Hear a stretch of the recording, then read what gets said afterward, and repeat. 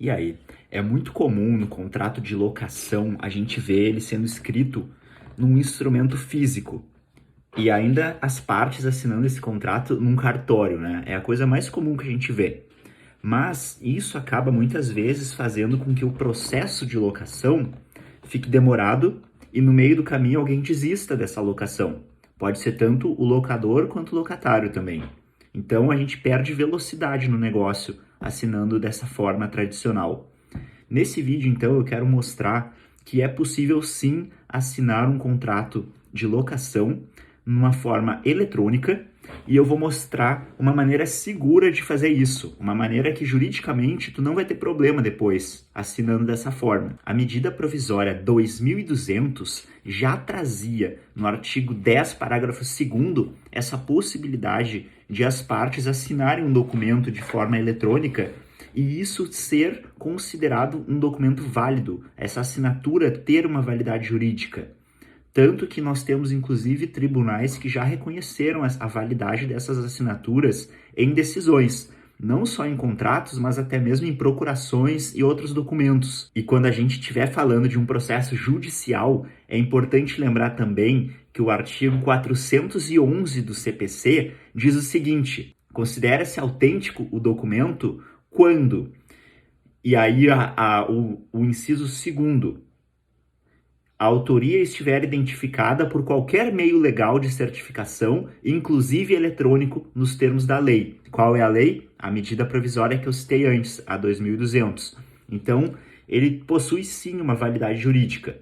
Beleza, como é que se faz isso na prática, né? Como é que eu faço uma assinatura eletrônica com essa validade jurídica? Existem várias plataformas. Se tu tiver interesse, eu posso gravar uma aula mostrando uma dessas plataformas. Comenta aqui para eu saber que existe esse interesse.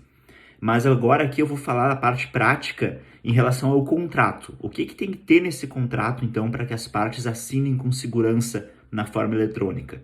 É importante colocar duas coisas principais. Primeira delas, uma cláusula em que as partes reconhecem que poderão utilizar essa assinatura eletrônica.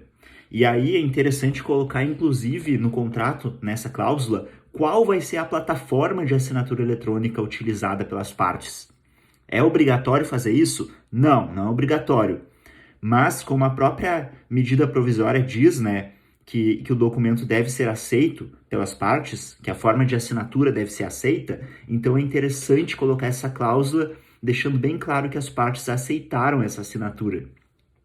E ainda é interessante colocar uma outra cláusula, dizendo que eventuais assinaturas podem não constar exatamente no local onde a gente veria a assinatura se fosse um documento físico. Por exemplo, um contrato em papel, lá no final do contrato vai ter o nome da parte e a assinatura dela, né? Num documento eletrônico, assinado eletronicamente pelas partes, nem sempre essa assinatura vai aparecer ali no final. Ela pode aparecer em outro local do contrato.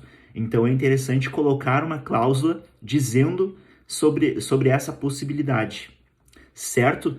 Não esquece de comentar aqui se tu quer um vídeo específico ensinando a utilizar essa assinatura eletrônica na prática numa plataforma. Até mais!